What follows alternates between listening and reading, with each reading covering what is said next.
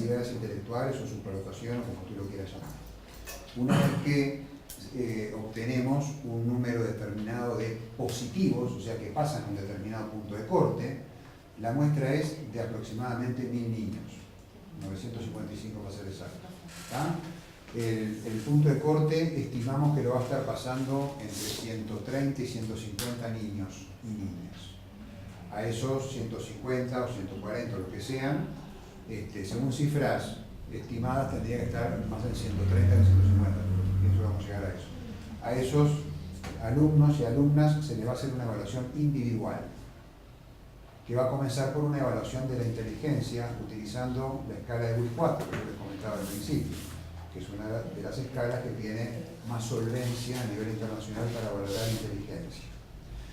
Y a partir de ahí vamos a ver quiénes pasan otro corte. Y el corte es un cociente intelectual de 130. Un cociente intelectual general de 130. ¿Sí? El 130 no es un número aleatorio, un número lindo, redondo, que me gustó, sino que es el número que coloca a 2 desvíos estándar por arriba de la media a esa persona con respecto a la población de su edad.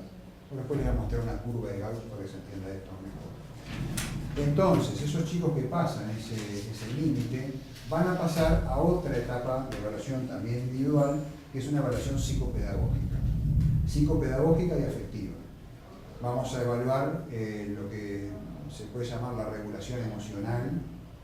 Vamos a aplicar cuestionarios y protocolos para docentes y para familia, y se le va a realizar al niño una evaluación psicopedagógica que evalúe fundamentalmente las áreas de aprovechamiento académico: lectura, escritura, cálculo, razonamiento, y después se lo mete en una caja así, se lo guarda. Después que lo tenemos identificado, ya estamos trabajando en los planes de intervención. Porque ¿qué pasa? El diagnóstico tiene un sentido. El diagnóstico en sí nos va a servir en esta primera etapa para decir, miren, los Homo sapiens uruguayos somos igual que los Homo sapiens de cualquier parte del mundo. Aquí en Uruguay los Homo sapiens tienen un 3% aproximadamente de superdotación intelectual. No es un poco. No son pocos. Son muchos, 3%, imagínate. ¿Cuántos alumnos hay matriculados en la educación? Y pública y privada. Pública, privada. La UTU solo tiene 97. El resto que cada uno se otra cosa. Bueno, pero pone en todo el país. Yo no tengo 97. Creo que Vamos a redondear. 400 que no secundaria. Vamos a redondear. 200. Vamos a redondear. Entre primaria, todo país, entre primaria, secundaria, liceo, UTU, lo que sea, que va a haber 800.000 personas, ¿no? 3 por 8, 24. 24.000 es el 3%. ¿Sí? No nos alcanza la olímpica para llenarla con chicos con superdotación intelectual uruguayos.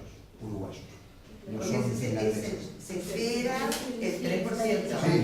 Sí, porque en todas las cosas... Argentina, por ejemplo, se comporta como un 3%. ¿Cómo? Argentina. Todo el mundo. Todo el mundo. Y nosotros en general, salvo piquitos de porcentaje, tenemos los mismos porcentajes de déficit atencional, de depresión, de lo que sea, de retardo mental, de epilepsia, todas las distintas condiciones que se presentan a nivel patológico y no patológico, porque hablar de alta capacidad intelectual no es una enfermedad. Juan, con eso. Puede tener alguna enfermedad, pero la alta capacidad intelectual no la es, al contrario, es una gran virtud que tiene la persona. Podría llegar a transformarse en un problema si ambientalmente le hago la vida imposible por su condición. Pero tenemos que estar ahí. Lo que pasa es que es una presunción teórica, porque en este momento no tenemos los datos. Pero lo que vamos avanzando hasta el momento, me parece que vamos por el buen camino hacia esas cifras. La muestra está muy bien hecha y se entiende representativa de todo el país. En un principio se quiso llegar a todo el país, después vimos no es viable con los recursos humanos que contábamos, y lo contamos en este momento. Estamos trabajando con el equipo de gente horaria, limitado. Entonces el ministerio ha tenido un apoyo enorme realmente esto salir adelante. Es la primera vez en la historia del país que se hace esto. Perdón, Diga. ¿fue seleccionado ese grupo con algún requisito? Aleatorio. Aleatorio. Después te hago una consulta. Niños y niñas de todas las regiones dentro de Montevideo y área metropolitana. Pando, Canelones, el Crandon, la Escuela Brasil, la Grecia, pero también la Escuela de Villa Española, la otra de Casaballe, privadas y públicas de todos lados, ¿no? Y privadas también de todos lados, privadas de determinados contextos complicados también. El corte de los 8 años que me pareció re interesante. Dice que eso es lo único que tienen en común todos, que tienen y están en tercero escuela. ¿O no? 8 años. 8 años, bueno, sí. Puede estar primero también. Se han estudiado muchos Segundo. estudios. Claro. Porque la elección del niño es al azar también. Claro. Y es por edad cronológica, no por el grado que cursa. ¿De qué edad son? No, de 8 años. De 8 años. Horacio, una pregunta. Más allá de que el foco de este proyecto de altas capacidades, también, No escucho. No, más allá de que el foco en ese screening esté en las altas capacidades, ¿arroja los bajos niveles también? Claro. Va a mostrar eso. Va a mostrar eso. No nos vamos a quedar solo con lo que pasa en determinado punto de corte y nosotros ¡pum! Lo tiramos para el escritorio, para dentro de un cajoncito. Se va a evaluar toda la curva de distribución de población que tenemos en Montevideo y en la metropolitana. Y lo que se piensa es poder hacer algo también con ese tipo de población. Sí, de bajo nivel. para. Sí, para. No. Vamos por partes. El Porque problema cuando es que- uno empieza a meterse en estas cosas, Sí. que te garantizo son 10 veces más complicadas de lo que yo pensaba. Cuando estás adentro del barco, te das cuenta. Yo sabía que era complicado. Cuando estás adentro, te das cuenta que es 10 veces más complicado, ¿no? Aparte, trabajar con equipos no es fácil, ¿no? Somos muchas personas que tenemos que distribuir tareas y hacer toda esa coordinación, tiene su complejidad. Y que esto se pudo realizar porque tiene una organización estatal. Esto a nivel privado es imposible hacer, ¿no? Y había una colaboración, no solamente del MEC, como les comentaba, sino de ANEP, en particular del SEIP, que nos abrió las puertas para hacer todo esto. Porque si SEIP no está convencido de la importancia de este trabajo, no hubiéramos podido realizarlo. Porque uno conceptualmente lo puede pensar que sí, pero por eso digo, es un trabajo realmente, no quiero poner demasiado cartelón, pero es histórico, me parece a mí, porque una cosa que nunca se hizo. Y después, ¿cómo vamos a procesar todo ese caudal de información que es enorme? Porque hasta eso lo puedo hacer por regiones, que pasa con esa distribución en determinados barrios, en determinados sectores. Es un trabajo para después. En este momento hay un objetivo. Sí, Lo por eso otro, es el foco lo otro defendimos mucho que no quedara en un cajón, que va a tener. Y van a estar también contemplados esos alumnos que aún no llegando al punto de corte, están por arriba del promedio de manera significativa. ¿Está? No llegan a 130, pero... Claro, pero están entre 115 y 129. Claro, Entonces, ¿esto qué hacemos? Esos son los high ability, los alta habilidad. La alta habilidad está en esa región de la curva, entre los que tienen entre 115 y 130. Los de 130 para arriba son los que los norteamericanos llaman los gifted, superdotados, ¿no? Es una concepción de la superdotación, ¿verdad? Hay otras. De vuelta, tengo otros principios, también están estos. Yo quería decirle a la compañera que en general las dificultades son más fácilmente percibibles por el docente, ¿verdad? Es más, acá lo que preocupa es que muchas veces los que tienen altas capacidades son percibidos como niños con dificultades. Y tienden a ser, de alguna manera, muchos de ellos ofrecen problemas y se incluyen dentro de la población de dificultades. Sí. Pero por eso, la idea de trabajar con los que tienen dificultades está como más instaurada. El tema es todo lo que se acarrea para la dificultad y tiene alta capacidad. Claro. Porque hay un tema humano, además de recursos para el país. Hay un tema de sujeto humano que se pierde, ¿verdad? Tal cual, eso es gravísimo, ¿no? Pienso yo, es gravísimo y se está metiendo el diente porque tradicionalmente en administraciones anteriores la educación especial tuvo un foco exclusivo en la discapacidad. Sin duda. Eso es lo que hay que cambiar. Y eso es lo que tenemos que cambiar. pero a su vez para ver las capacidades en la discapacidad. Hay que Ese cambiar el es otro foco. gran tema. Esto involucra muchísimo cambio de práctica. Sí, y de conceptual, mirada, y sí. ideológico, y de cabeza. Exacto. ¿Hacia dónde voy a poner el foco yo también? Yo no estoy diciendo descuidar la discapacidad. No, nunca. Y de formación de los docentes. Por supuesto. Si los docentes no tienen formación, si no tienen los lentes, como hablamos hoy de los lentes, ¿qué voy a ver si no tengo los lentes puestos? No sé que esos chicos existen. Yo solamente quería decir que no sé por qué me dijo después lo guardarán en un cajón, creo que sentí así. Y no es así porque en realidad No es que no lo vamos. no, pero además me codicen en pleno tiene interés en que esto salga adelante. Y de ahí está apoyando esta iniciativa. Sí. Pero claro, para saber de cómo vamos a instrumentar o se van a instrumentar determinadas políticas educativas, primero tenemos que saber cuántos hay. Porque esto atrás tiene que tener plata. Y si no hay plata, queda todo en el aire. Estará muy lindo todo esto, pero si no hay recursos destinados a esto, pero claro, para saber qué recursos se destinan hay que saber cuántos hay. Claro, ¿y dónde tengo que distribuir los recursos? Entonces, pero eso yo no puedo ir con una epidemiología de austeridad. Tenemos que ver qué pasa acá, hoy, 2018. Bien. Un aspecto muy importante. La alta capacidad intelectual no se determina solamente por un test de inteligencia. Que quede claro eso. ¿Está? No se determina porque tiene que ser una batería. ¿Perdón? No solo por un test. No escuchaste porque están hablando. No escuché. ¿Entendí? Tenés que entender porque es muy fácil lo que yo digo. No se escuchó. O no nos estamos escuchando. Yo lo que digo es que solo un test de inteligencia no determina la superdotación intelectual, ni la alta capacidad intelectual. ¿Está? Pero, es importante saberlo. No hay que despreciarlo. Hay bibliotecas que lo desprecian. Yo inicialmente vengo a una formación en psicología donde me hablan de test y va de retro, atrás, mala palabra. Una cosa que no es mala, ¿no? Realista, ellos, así que unas cuantas cosas me decían a mí en mi época de estudiante, está bien, y yo concebía que era cierto, pero ni muy ni tan. El problema no es la técnica, sino es el técnico, cómo uno usa las herramientas. Pues puede ser una teoría y una técnica muy de avanzada y muy no sé qué, pero si el técnico la aplica mal, está mal de ojo. Y con esto pasa lo mismo, con la inteligencia pasa lo mismo. Además hay una lectura interna Por supuesto. de los subtextos, que te da muchísima información. Entonces, esto es una distribución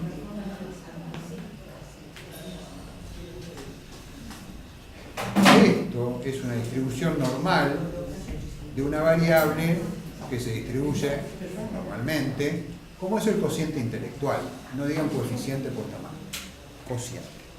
¿Cociente por qué? Porque proviene de una división entre edad mental y edad cronológica. Ese es el origen de este concepto, del cociente. Y esa edad mental sobre la edad cronológica se multiplicaba por 100 y ahí teníamos el cociente intelectual. Digo, por ejemplo, un chico de 8 años de edad cronológica, 8 años de edad mental, 8 sobre 8 me da 1 por 100, 100. Está acá. Promedio, lo que yo espero de que un niño de 8 años tenga un razonamiento de 8 años, uno de 15, ¿está? Pero como eso tiene un límite, ¿qué hacemos con una persona de 40 años? Que tiene una edad mental de 40. ¿Es mejor o peor que la de 18 años? Bueno, ahí ya nos complicamos la vida. Entonces, como los psicólogos se ayudaron de eso, dijeron, manche, para lo de la edad mental se nos está quedando corto conceptualmente cuando nos vamos más allá de los 16 años, porque esto no es una cosa que vas creyendo hasta los 90 años. No es que los de los 90 son más inteligentes que los 50. Bueno, pero esto que puede ser aumentativo en épocas de una evolución y maduración de los recursos cerebrales, hasta la adultez, bueno, hubo que cambiarlo por el concepto de cociente intelectual y hacer una comparación de cómo rinde cada persona con respecto al grupo de edad al que pertenece.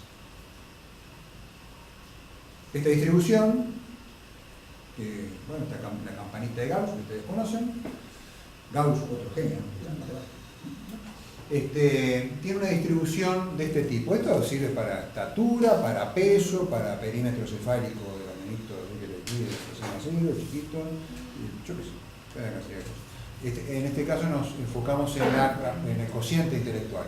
El cociente intelectual tiene un rango de normal, no es solo un punto fijo. Lo normal está entre 85 y 115. Esos 15 puntos son lo que se llaman el desvío estándar. Los escalones o los mojones que tenemos que pasar para decir es alto o es bajo. Con que tenga 103 de inteligencia no es que está por arriba del promedio. Aquí está arriba, sí. Y siempre tenemos lo que se llama un intervalo de confianza. Hay un más menos que contempla los márgenes de error. Pero en definitiva tenemos que saber que la inmensa mayoría de las personas estamos acá en la zona azul, en este 68%. ¿Sí? La gran mayoría. Y después tenemos dos desvíos estándar para abajo, dos desvíos estándar para arriba. ¿Está? Y acá ya está el 95% de la población. Fíjese que solo el 5%, el 2,5% para acá, es menos, ¿no? Pero redondeando es esto, ¿no? Y el 2,5% para allá tiene o más de 130 o menos 70. Como estamos acostumbrados a ver mucho esta población nosotros, nos vamos aquí todos y decimos, che, no, es más de 2,5. No, no es más. Es la misma cantidad de acá que de acá. Pero hemos visto solo a estos. Estos son invisibles. ¿Qué porcentaje, perdón, hay en los desvíos esos? Estrictamente 2,2 para cada lado. 2,2 para cada lado. Entonces, pareciera como que la curva nuestra, la uruguaya, se terminó acá. No, más pareciera que nuestra curva no fuera curva, fuera una meseta. En fin, bueno, pero esto tiene que pasar en nuestro país también. Cuando se hizo el WIS 3, la estandarización del WIS 3 acá en Montevideo, se encontró una distribución normal. Se encontró una cosa rara, torcida como estaba para es distribución normal. Entonces es de suponer que vamos a encontrar a estos. Y que los hay, como yo lo veo también. Yo lo evalúo a esos chiquitines. Claro, y acá es lo que les comentaba recién, en esta zona verde están los altas capacidades, que algo también habrá que hacer con ellos, ¿no? Pero con menos cantidad de ajustes necesarios con respecto a los normales que lo que van a necesitar estos otros. Y que dentro de estos otros vamos a tener que hacer una distinción también. Porque así como de este lado, un alumno con un cociente intelectual de 69 no es lo mismo que uno que tenga 50, ¿no? No es lo mismo. Tampoco es lo mismo uno de 130 con uno de 145. Es diferente. Para empezar son diferentes, porque son diferentes personas. Para empezar, básico. Pero además, el nivel al que logran conceptualizar, resolver problemas, entender las cosas, unir datos, unir aprendizajes para resolver problemas nuevos, es distinto si uno tiene 130, si uno tiene 140 o 145. Repito, esta no es la única medida, pero es por donde arrancamos a medir, según una biblioteca. Eso es lo, a ver si te entendí. Eso es lo que se espera que suceda a nivel país. Sí, sí. A nivel país. Sí, Eso sí. es lo que se quiere demostrar, que estamos en valores similares Al mundo. al mundo. Ahí está. Exacto. Claro, hablábamos que en realidad a lo mejor tiene que ver porque en el caso de nos desarrollamos profesionalmente, nos estamos desarrollando dentro de educación especial. Nos parece que este primer tramo de la población es mucho más numeroso, Claro. tiene más peso a nivel país. Hablábamos con Alejandra que nosotras no vemos eso. Claro. Lo que no ven. Que no logramos ver eso. Exacto. Ah, no, ya sé que no lo ven. Exacto. Ya sé que no lo ven. Claro, por eso nosotros estamos focalizados No. en ese primer tramo. ¿Y sabes qué? No es culpa tuya que no lo veas. Claro, pero Y es lo que Ni le digo a la siquiera educación te sientas especial, culpable por no verlo. son todos los chicos con dificultades. Claro. Porque no fuiste a la óptica todavía. Exacto. Ahí está.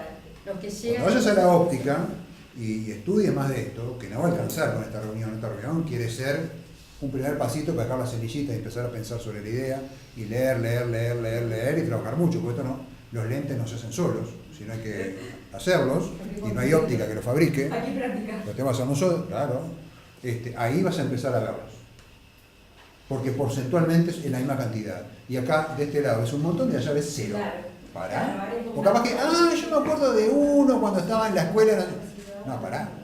Si viste solo 1, tampoco te funciona bien los lentes. Algo te mal, ¿no? Miren eso, y no se inventó esto, es una curva de Gauss. Yo voy a hacer una acotación. Acote. Personal, ¿no? También quizás. Yo tengo un hijo con síndrome de Asperger y formo parte de AFAUPUR, que es una asociación de familias, de niños con autismo. Entonces, yo a veces me pregunto si los mismos niños que están aquí, que son como tú dijiste, que son los que estamos visualizando nosotros en este curso, no están también allá. O sea, son los mismos. Creo que tú mismo dijiste, un estudiante con TDAH lo podemos poner, o sea, según un test puede puntear muy bajo, pero que en realidad puede tener terribles habilidades que no las puede enfocar. En el caso del autismo también pasa mucho. Yo, como te digo, convivo con muchos niños chiquilines que algunos no hablan, y sin embargo creo que tienen unas habilidades enormes. Entonces, ¿cómo? Ya te entiendo esto, de que esto es una biblioteca, una forma de medir. Exacto, es una forma de medir. Si medimos distinto, capaz que el que está acá, de otra manera está allá. Claro. Porque de Ni pronto... siquiera midiendo distinto. Exacto. Ni siquiera midiendo distinto. Sí, capaz que no, midiendo lo mismo. Hay ciertas habilidades que van a más de 130, si es un Asperger o si es un de alto funcionamiento. Claro. Por eso estamos en este curso. Este curso es para eso, para las altas capacidades y para la población con estudiantes con problemas socioemocionales, con dificultades que incluyan el espectro del trastorno autista, que además tengan o dificultades o discapacidad intelectual o altas capacidades. Porque sabemos que en ese espectro, así como en los otros, tenemos todo. Y a veces lo vemos solo con los lentes de lo que le falta y no lo que le sobra. Y eso hace que quede prisionero de lo que le falta. Y nosotros no podemos trabajar sobre lo que le sobra. Capaz que lo que hay que ejercitar es lo interpersonal para poder mirar la capacidad, ver la capacidad de la persona. Sí, hay que entrenar muchas cosas, no solo lo interpersonal, porque de pronto hay personas, por ejemplo un chico con una dificultad en lo que llamamos la cognición social, como puede pasar en lo que chicos que tienen un Asperger, un autismo. Bueno, ahora hicieron, el DSM-5 hizo todo en una bolsa, digamos, entre comillas, metió todo, ¿no? Y esa distinción entre Asperger y autismo quedó difuminada, cosa que no me gusta mucho, pero también por el chico con Asperger, o la chica con Asperger, va chico en general, porque yo nunca vi una niña con Asperger, lo sabe. Ya sé que... Yo nunca vi. No sé, no, pero yo digo que yo no vi. Yo eso, He visto porque no la veo, no me llega. Yo no voy a ir por la calle cazando Asperger. 4-1. Lo que dice el libro es 4-1. Lo que se me dio 4-1 yo. En 4-1 esto suena demasiado, Yo lo vi, pero vos no estabas.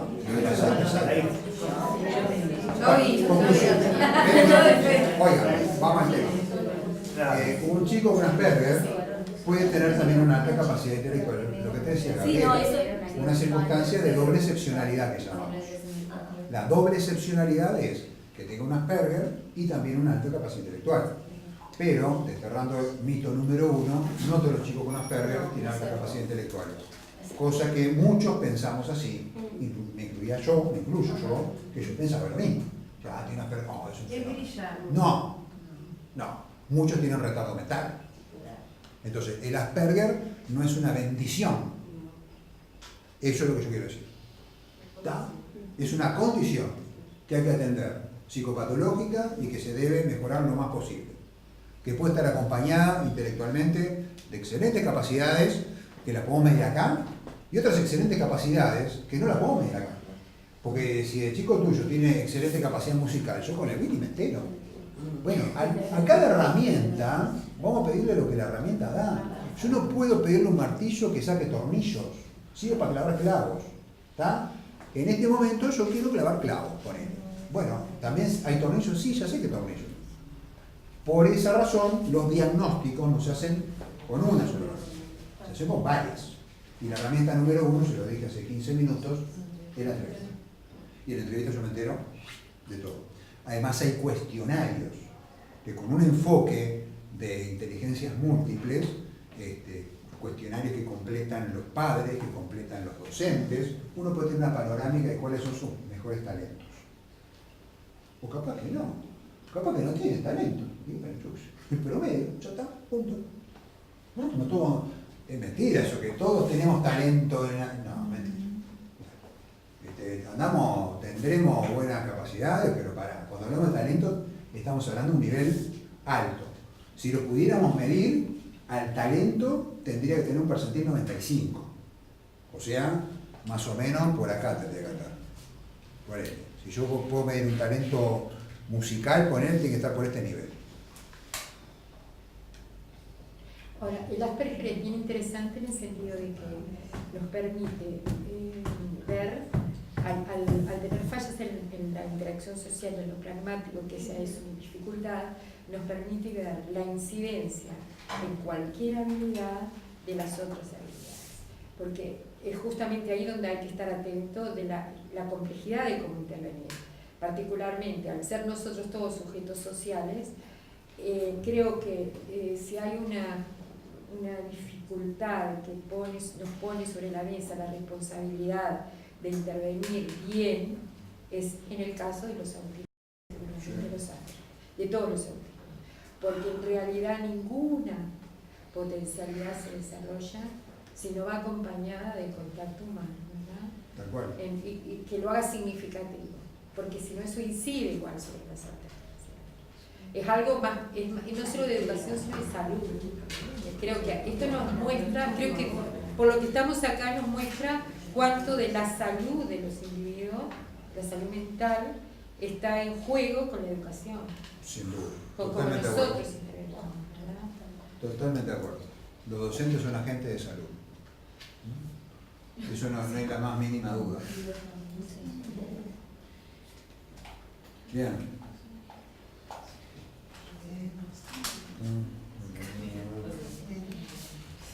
Hay iba a traer un cachito del video, pero pero siempre menciono este documental que me parece básico, no sé si lo conocen. Busquen, está en YouTube. Es un documental de la televisión española, que ya tiene algunos años, y pienso que les va a resultar muy interesante a ustedes como docentes, porque hay mucha entrevista a docentes sobre la experiencia que han tenido de experiencias buenas y de las otras, de las que no vieron. Pasaron años, hay uno que dice, pero yo estuve, no sé, 20 años trabajando y nunca había uno. ¿Cómo me equivoqué? ¿Qué podía haber hecho yo de pronto por esas alumnas y alumnos y no hice nada porque no los vi? ¿No? Entonces me parece que es muy interesante porque entrevistan personas con alta capacidad y también los docentes de esos y de otros alumnos con alta capacidad. Hay que aplicar el 3% a todos los alumnos que tuvimos.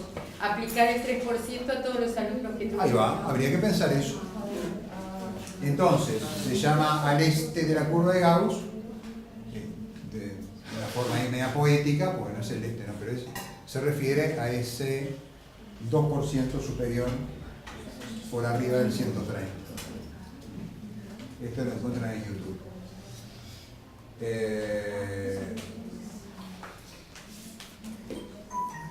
Bien, vamos a avanzar un poquito.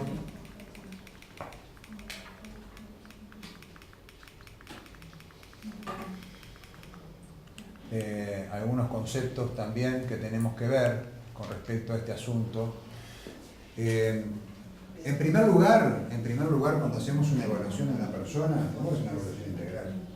Por más que tenga estas capacidades integrales, es posible que alguna debería tener. Es más, es altamente factible. Entonces, cuando hago una evaluación de una persona, ya sea docente, sea psicólogo, sea psicopedagogo, sea lo que sea, del abordaje que yo haga, yo tengo que tener en cuenta tanto los aspectos fuertes como los otros más debilitados, que no necesariamente van a ser los interpersonales. Pero tenemos esa concepción y la tenemos que sacar. La mayoría de los chicos que vienen a la consulta son muy buenos desde el punto de vista social. Son líderes positivos en sus clases, en sus colegios, en sus escuelas. Las niñas se pelean por llevarse a esa compañerita para el fin de semana. Se pelean para ver quién se la va a llevar el fin de semana a jugar con ella. No piensen en ese esquemón del nene aislado, retraído en exceso, que no contacta con el ambiente y que no le importa el ambiente, porque está tan ocupado de los dinosaurios, o de los trenes, o de las banderitas, o de yo qué sé qué. Muchas películas norteamericanas vendieron Claro. Bueno, pero ese, ¿se acuerdan de Sheldon Cooper? Sí. Bueno, ahí tenemos un ejemplo de un superdotado, pero una perra.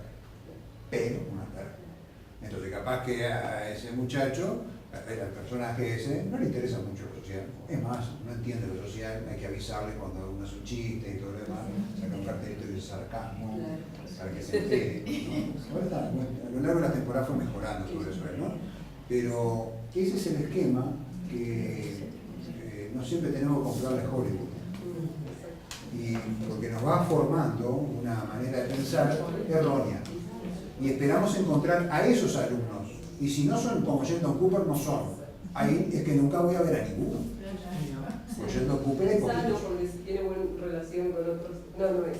Claro. Tiene un vínculo con los compañeros. Claro. O al revés, en los escolares tienen una capacidad notable, aprenden bárbaro, no sé qué, pero tienen conflictos con los compañeros. Hacen rabietas. Entonces no es. Pues mirá, es tan inteligente para una cosa como no es para la otra. Perdón. Hay una cosa que se llama disarmonías. Y las disarmonías que todos tenemos implican puntos fuertes y puntos débiles. Y hay que atenderlos todos.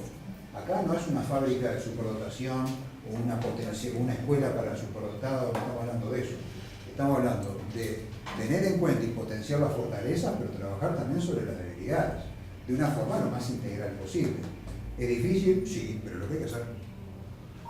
Un genio, cuando decimos un niño genio le estamos errando, porque un genio es un adulto. El genio es una persona que logró un nivel de desarrollo en su disciplina y logró producir ideas, soluciones, inventos, productos que marcaron un antes y un después en la disciplina en la que están. Y genios tenemos en toda la disciplina. Siempre pensamos en Einstein, como el genio, ¿no? O Leonardo da Vinci. Muy bien, claro. Pero no solo eso. Pensemos en los genios desde la óptica de Gardner. Freud no fue un genio en lo intra e interpersonal, por más que nos guste o no el psicoanálisis, ¿no? Estamos hablando de la danza, marcó un antes y un después en la historia de la humanidad. Esos son genios, ¿no? Pero los encontramos en los deportistas, en la música, ¿no? Música, las artes plásticas. Los genios en determinada época lo que tenían es que cruzaban información de un lado a otro de los intereses. Leonardo, por ejemplo, es el caso típico, ¿no? Leonardo da Vinci, ¿a qué se dedicaba Leonardo da Vinci? A todo, pero en todo. Ingeniero, astrónomo, pintor, escultor, inventor, no me dijeron anatomía. Pero ahí yo me voy a lo que dijo ella, que es aquel el genio es el que utilizó su inteligencia para el bien, canalizó. ¿Se entiende lo que dijo? Sí, hay una pregunta atrás. Hicieron algo productivo para la humanidad. Sí. Porque hay otra gente muy inteligente que no canalizó, no dio su inteligencia para el bien de la humanidad. No sería así. El genio sería aquel individuo. Efecto sustancial positivo. Depende de las concepciones. Lo podés considerar un genio el que hizo la bomba atómica. Marcó un antes y un después. Ostras, que marcó un antes y después. Recontramarcó la historia de la humanidad. La historia de la política, la geografía cambió todo. Hay genios para el mal, genios para el bien. ¿Le sacamos el nombre de genio porque haya hecho daño? Bueno, ahí queda cada uno. ¿No? Vos podés decir, no fue un genio porque hizo bueno, pero si tú lo concebís como aquella persona que gracias a su creatividad marca un antes y un después en su disciplina, no deberíamos sacarle la tacha de genio. Después lo utilizó como la mona, pero ¿verdad? Entonces, necesariamente el genio es una persona adulta. Porque Mozart, sí, componía a los 4 años, a los 7 años, pero componía a los 7 años. Era un genio para los 4 años. No era un genio para los 4 años, era un prodigio para los 4 años. Claro, genio fue después. Cuando, ahí sí más por antes de eso, pero tuvo que ser adulto. Bueno, lo que es infante y lo que es adolescente ha cambiado a lo largo de la historia. Antes no existía la infancia, y la adolescencia menos.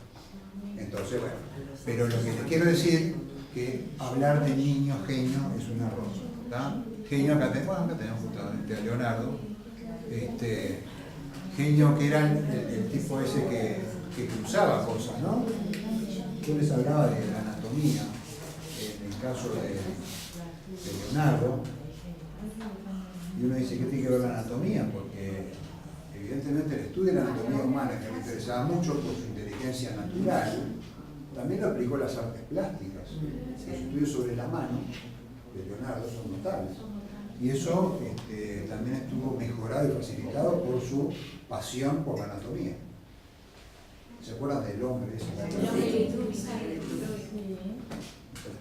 Que es importante esto que vos decís, Claro. Horacio, en relación a la diferencia entre genio y prodigio, porque a nosotros nos abre la posibilidad de poder entender esto de un niño con altas capacidades o un adolescente como alguien especialmente ávido para conocer, para aprender, para profundizar, pero que hay ciertas habilidades que están en desarrollo y que por lo tanto, porque tenga esta capacidad, no se lo puede igualar o comparar con un adulto. ¿Qué quiero decir con eso? Porque nosotros los docentes nos interpelan estos estudiantes. Entonces a veces tendemos a dar una respuesta educativa que sea complejizadora y en realidad no necesitan complejizar. Necesitan que se les acompañe según su propia línea de desarrollo. Y eso es ampliar, no es complejizar, porque complejizar es complicarle la vida a la gente. Y nosotros no estamos para complicar la vida de nuestros estudiantes, estamos para facilitarle. Entonces, un prodigio es alguien que nos pone por delante la posibilidad de tener un genio. Y es hacia ahí que tenemos que trabajar. Aquí tenemos la posibilidad de que esta cabeza ponga toda su potencialidad cognitiva al servicio de la producción de bienestar para la humanidad y no al servicio del narcotráfico, por ejemplo. Claro, eso que seguramente, o del lavado de dinero, o de, ¿no? Que atrás de esos hay muchos genios, porque si no... Por eso, entonces, ahí va. Entonces, ¿cómo hacemos desde las políticas educativas y cada uno de nosotros para ver a esos prodigios como posibles genios del bien? En eso tenemos que hacer el foco. Y es la enorme responsabilidad y el trabajo titánico que tenemos los docentes, nivel escolar, inicial, preescolar, que sea, ¿no? Reflexionar sobre estas cosas. Prodigio es otra cosa, entonces, como decía Gabriela, ¿no? Esto es lo que encontramos en una etapa donde el sujeto aún se encuentra en maduración. Estrictamente hablando, hago un paréntesis, estrictamente hablando, la alta capacidad intelectual no debería determinarse hasta que la persona tiene aproximadamente unos 14 años. ¿Por qué? Porque recién a esa edad el sistema nervioso central logra un cierto equilibrio, bastante similar a la del adulto. Me refiero en particular al cerebro. Ahora, eso no quiere decir, y también quiero ser enfático en eso no quiere decir que uno se cruce de brazos hasta los 14 años. porque vamos a estar perdiendo el tiempo. Cuando el niño es un preescolar, es un escolar, y empezó a ser licial, no haciendo nada porque una vez alguien me dijo que tenía que esperar hasta los 14 años. ¿No? Es como, salvando las distancias, como las psicopedagogas y las maestras especializadas se ocupan del tema de la dislexia, ¿no? Y uno le ve el perfil disléxico al niño de 5 años, ¿no? De 6. Pero espera hasta los 8 o los 9. Bueno, eso no quiere decir que si yo le doy ese perfil, te voy a cruzar mis brazos, hasta los 9 no hago nada. No, va a trabajar en conciencia fonológica, ¿no? Y eso no lo hace, bueno, claro, el mismo razonamiento. Quizás yo no puedo poner la chapa, entre comillas. Chapa no la pongo nunca, pero para que ser claro digo ese término, ¿no? Hasta la adolescencia, pero antes tengo que hacer cosas cuando veo que vienen por ese perfil. Entonces el prodigio desarrolla habilidades similares a las de un adulto. Por ejemplo, para interpretar un instrumento o componer música. ¿Se acuerdan de Pierino Gamba? Sí. Pierino Gamba. Pierino Gamba era un prodigio. No sé si fue un genio. Bueno, él siguió trabajando, creo que vive todavía. Sí, vive. Ahora será Piero Gamba. Piero Gamba y Dirige todavía. No sé si a un nivel genial, pero fue un prodigio. Es bueno, pero no es. ¿Me entienden? O sea, el prodigio no siempre decanta en un genio. Eso es lo que yo quiero decir. ¿De acuerdo? Perdón. Perdón. Adelante. Bien. Pero bien, acá está Gauss también, para no dejar siempre a Mozart acá está el otro de la matemática, ¿no? De chiquito ya mostró la hilacha, ¿no? Pero además de tener la facilidad, el talento natural del que hablaba Juan Huarte de San Juan, tienen un laburo y una disciplina fortísima. Esto no se construye solo a talento, acá hay que laburar. Y esta gente labura y mucho, y labura con pasión, no es que la labura sufriendo, tiene momentos de sufrimiento. Pero la motivación es tan grande que lo va a encontrar a las 2 de la mañana laburando, sábado, domingo, tirando libres el 25 de diciembre, va a tener una disciplina que lo va a llevar a un desempeño notable. Siempre el talento tiene que estar acompañado del trabajo. Picasso decía, la inspiración llega, pero más vale que te encuentres trabajando. Porque si te agarras haciendo la plancha, no te va a servir de nada. ¿Está? Pero los dos aspectos son importantes. ¿Cuáles? A ver, por un lado lo que uno trae, Sí. la pasión Sí. que se genera Sí. y el trabajo. Sí. Porque va a ser menos el trabajo si no hay pasión, Claro. pero solo la pasión no alcanza. Claro. No. Claro. La pasión es el motorcito. Es el motor. Vamos a ponerle el nombre motivación. Sería el nombre. Motivación justamente tiene que ver, tiene su raíz en moverse, en motor, en movimiento. Tiene que ver con el hacer. La motivación nos tiene que llevar a una acción. ¿Tá? Porque si queda solo en la idea, no sirve. No sirve. Y lo precoz es lo más fácil de entender. No siempre la precocidad implica una habilidad prodigiosa. La precocidad es eso, empezar, está precocido, digamos, salió antes del horno, puede salir antes del horno, o sea, adquiere tempranamente habilidades que se supone tienen que llegar más adelante. Esto es una cuestión a observar. La inmensa mayoría de las personas con altas capacidades intelectuales, si bien no son prodigiosas, suelen ser precoces en determinadas cosas, en el lenguaje, en el desarrollo motor, en lo personal social, en los intereses, en la curiosidad.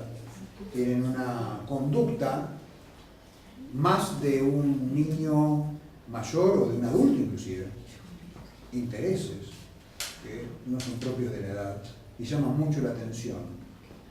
A veces llaman tanto la atención que asustan, dan miedo. ¿Dónde está preguntando este chico de 4 años? Chiquito, haciéndome esas preguntas sobre la existencia, la muerte y no sé qué, esas cosas. Se preguntan, reflexionan cosas muy cualitativamente distintas. El otro día estaba viendo a los padres de un chiquito de 4 años y me pusieron varios ejemplos, pero me acuerdo de uno, de ese chiquito, que el nene le preguntaba a los padres, ¿yo nunca voy a ser mujer? Y no es que no piensen en la diversidad. No. El niño se estaba cuestionando. Irreversibilidad del proceso biológico. ¿Cómo es esto? No sé si será divertido o aburrido, no sé cómo lo pensaba el niño. Pero, ¿qué nene de 4 años se pone a pensar eso? ¿No? No, clarísimo, ¿no? Entonces tienen esas preguntas. Por acá está el desarrollo normal, la maduración promedio, ¿no? Y después hay determinadas condiciones, vamos a mirar la parte de arriba, ¿no? Que es la precocidad, que no siempre decanta en alta capacidad. La precocidad siempre va a ponerlo un poquito más arriba del promedio cuando la persona llega a una edad madurativa desde el punto de vista del sistema nervioso, pero la alta capacidad está despegada, está por arriba. Una pregunta, ¿cómo dijiste que a los 16 años, ahora que mirando eso, se diagnostica de alta capacidad, Con porque el mayor sistema nervioso certeza. logra cierto equilibrio? ¿A qué te referís eso que el sistema nervioso logra cierto equilibrio? ¿Qué cambios se dan? No? Estoy preguntando porque no sé.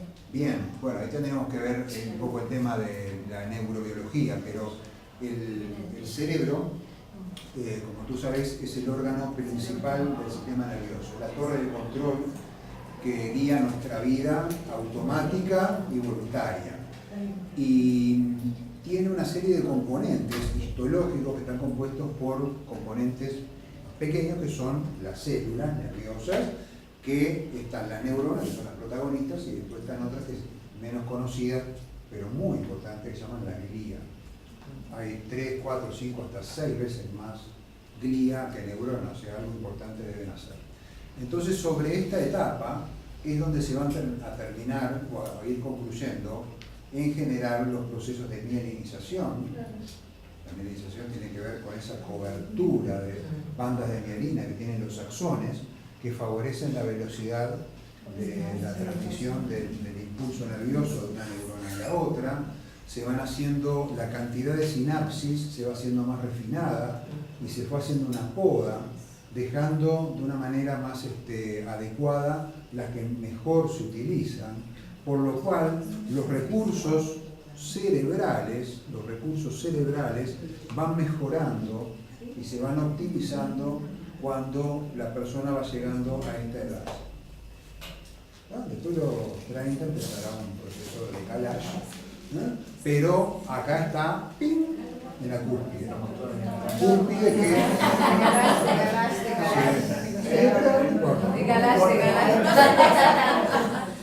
la clave para que...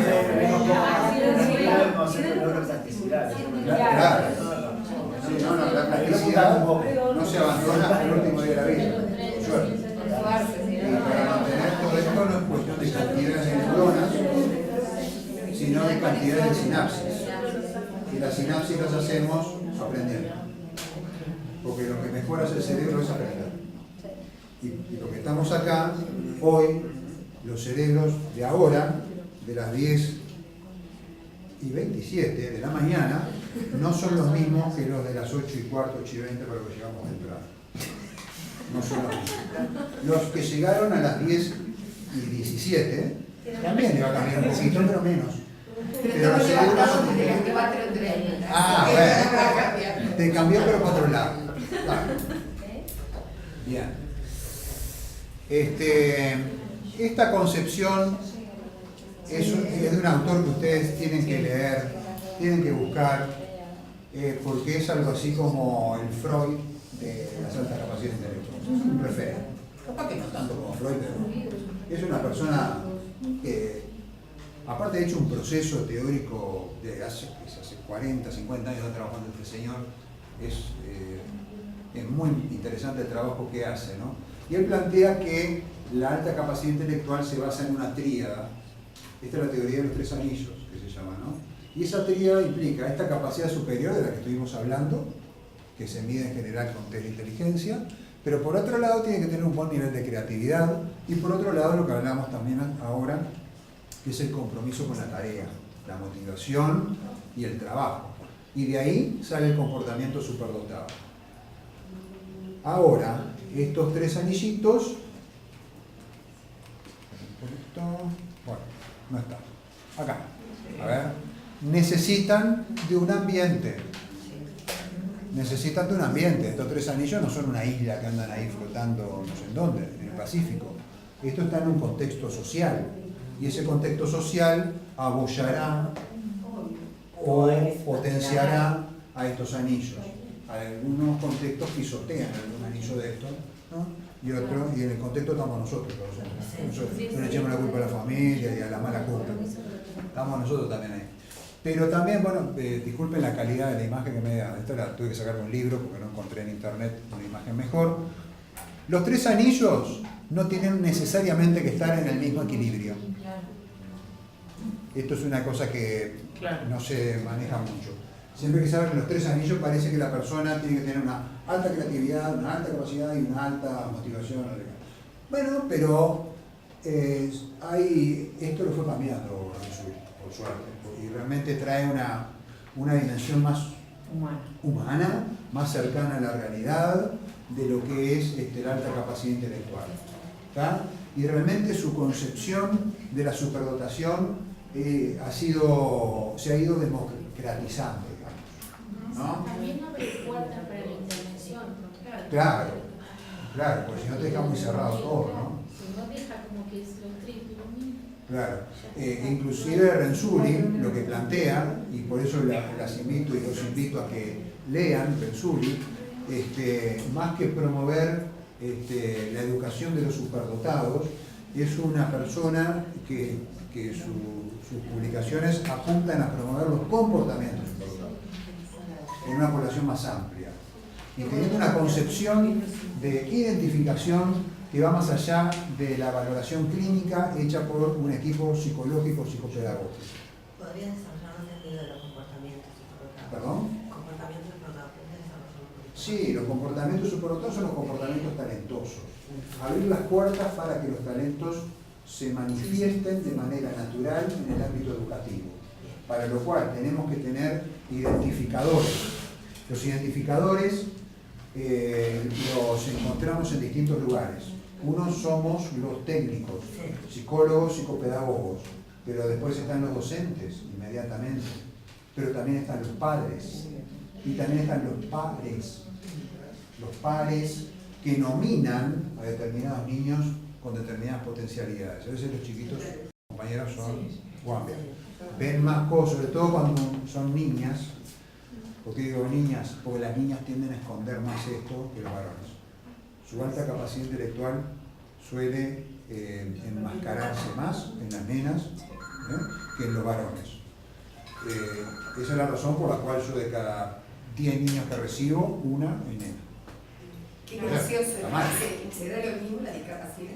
Sí, es verdad. Sí, bueno, sí. Pero la discapacidad yo me la creo más. Porque ya el hecho de ser varón, ya venimos con gol en contra. Pero se da lo mismo. Sí. Sí, pero menos. Acá en la superdotación ¿Y hay alguna causa de que se enmascare en las mujeres? sí, es una causa cultural. De género, cultural, sí. Cultural.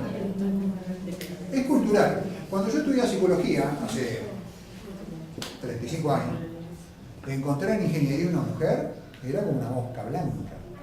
El elefante rosado, no encontraba con nadie, que lo buscara con lupa. Andaba en ingeniería. ¿Y qué cambió en 35 años el cerebro de las uruguayas y de los uruguayos? ¿Qué cambió? Cambió la ideología, cambió la concepción. En 35 años cambió. Cambiaron muchas cosas en 35 años, pero esa fue una de las que cambió. ¿No? El primer encuentro que organizaste sobre superdotación, me acuerdo del relato de las de Salta, del colegio de Salta, sí, que contaban eso, que habían descubierto que las niñas con superdotación lo que hacían era terminar la tarea y como terminaban antes, después en algún momento borraban y hacían cosas con errores para que la maestra los corrigieran. Porque hay que estar adecuado porque hay que darle trabajo a la maestra. ¿Y cuál es el trabajo que puede hacer la maestra? Lo que esperaba la maestra era eso. ¿Qué espera la maestra? Yo hago alguna error para que ella pueda hacer en función en mi vida. Sí. ¿Y yo qué función va a cumplir? Y además, las chicas... Eso habla de lo que esperaba.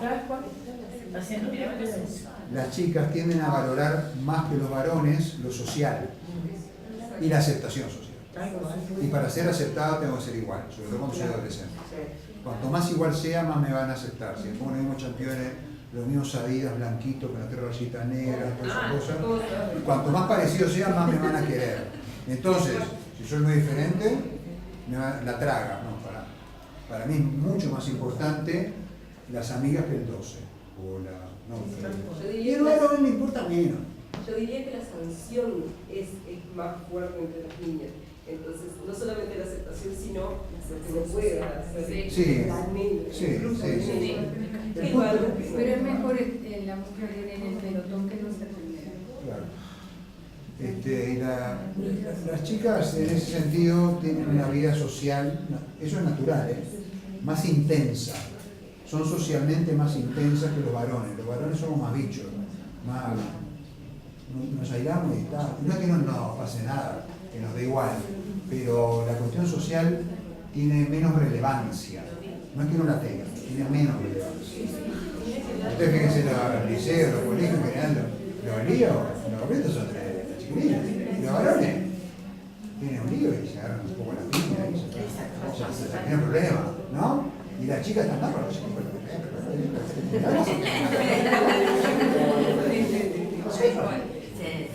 No es machismo. Hasta en la casa de salud pasa. No, porque ahora ella no quiere tomar el té conmigo y cuando te sirve una sopa se va para otra mesa y se angustia porque la otra no se usa. Se le prepara también para ser más emocionales, de alguna manera. Por Desde eso, pequeñas para ser más. Podríamos cambiar en vez de la casa de salud, buscar otro tema. Bueno, escuchen, nos quedamos cortos de tiempo. Es un tema muy largo. No sé. Estoy disponible para que me llamen, mail, sobre todo mail. En el curso grande, indudablemente, todo va a volver. El curso grande. El curso grande, ahora después le vienen a los compañeros ya saben. Pero ese no es 2019, tranquilo. Estamos hablando del 2019. Eso es una manera de hablar entre el auditorio y el ponente, no se dé cuenta de eso.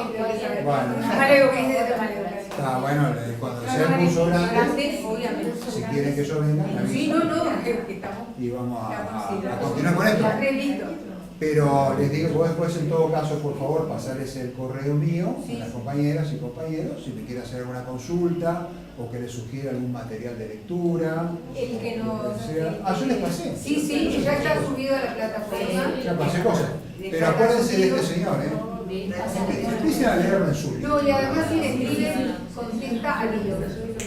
Sí. Sí, me contestan rápido. Me mando una manera 15 días me contestan, ¿no? Renzulli, que no sé. Lean a señor. ¿Estamos? Bien, bueno, muchas gracias. Que sigan bien,